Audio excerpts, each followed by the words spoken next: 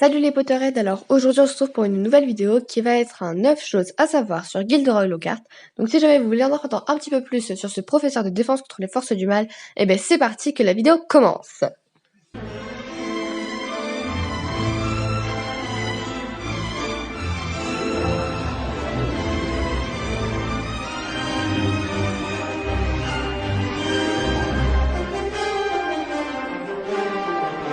Numéro 1, Gilderoy Lockhart est interprété par Kenneth Branagh et doublé par Renaud Marx.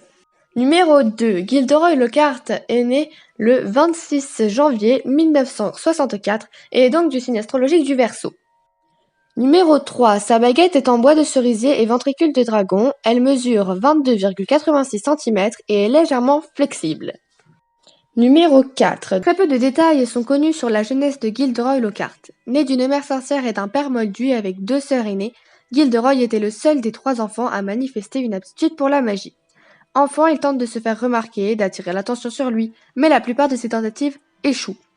Même s'il développe une certaine habileté à pratiquer les sortilèges d'amnésie et devient le chouchou de sa mère au détriment de ses sœurs. Numéro 5. À l'âge de 11 ans, en 1975, il débute avec une grande fierté ses études à l'école de sorcellerie Poudlard et se voit attribuer la maison Serre d'Aigle.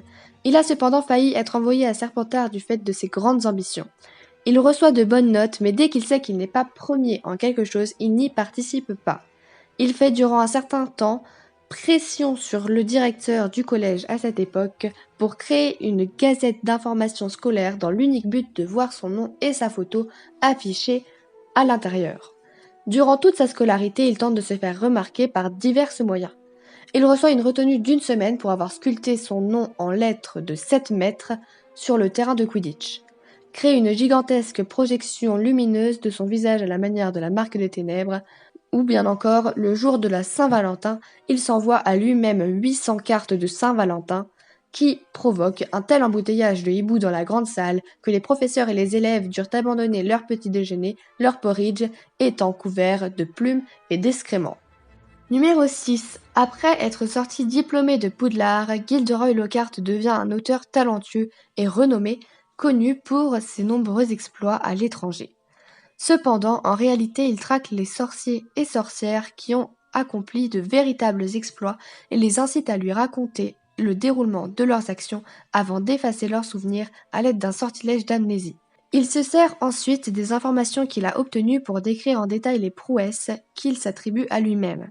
Ses livres deviennent très populaires et il développe un goût particulier pour signer des autographes à ses admiratrices, étant souvent des femmes tombées sous le charme de son visage séduisant.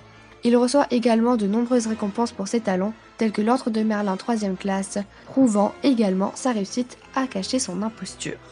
Numéro 7. En 1992, il est contacté par Albus Dumbledore pour entamer une carrière de professeur de défense contre les forces du mal à Poudlard. Ce qui stupéfie les autres professeurs, en particulier Minerva McGonagall, qui s'interroge particulièrement sur ce que Lockhart pourrait apprendre aux élèves. En fait, Dumbledore est au courant des mensonges de Lockhart car il connaît 2 des victimes. Il pense qu'en le nommant professeur à Poudlard, tout le monde s'apercevra qu'il n'est qu'un escroc et un charlatan. Sachant que Gilderoy Lockhart n'accepterait jamais son offre, sa situation étant trop confortable, il parvient à le convaincre, lui faisant croire que le fait d'enseigner au célèbre Harry Potter assoirait sa célébrité. Lorsque Harry reçoit la collection complète des ouvrages de Lockhart pendant la séance de dédicace chez Fleury et Bott, il les offre à Ginny car il considère qu'il peut se les payer lui-même et parce qu'il n'a pas vraiment apprécié la couverture médiatique que lui a apporté l'écrivain. Lors de sa première leçon aux élèves de 2e année, il leur distribue un questionnaire n'ayant rien à voir avec la matière qu'il enseigne, mais plutôt à son dernier ouvrage, Moi le magicien. Alors qu'il le qualifie de petit questionnaire, le test s'étend sur 3 pages avec 54 questions concernant ses exploits, ses goûts et sa vie en général.